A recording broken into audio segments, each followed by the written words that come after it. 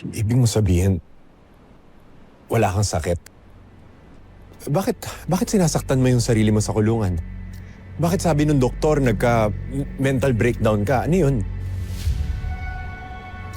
Yung pagwawala ko sa presinto, parte ng plano ko.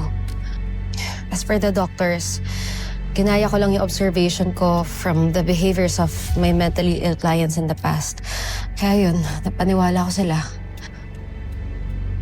So, ano to, Vanessa? Nagsinungaling ka sa amin? Niloko mo kami? Para ano? Para makaiwas sa kulungan? Para matakasan yung kaso mo?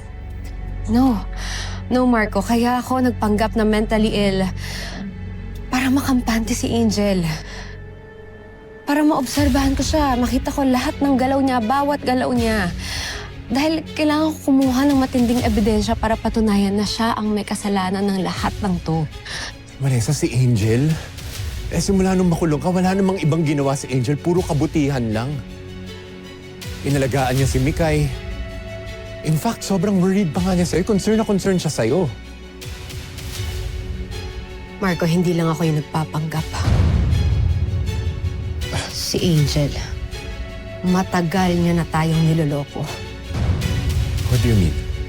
Hindi Angel ang totoong pangalan niya. Kiara. Niloko lang niya tayo, Marco. Hindi siya ang totoong kapatid ko!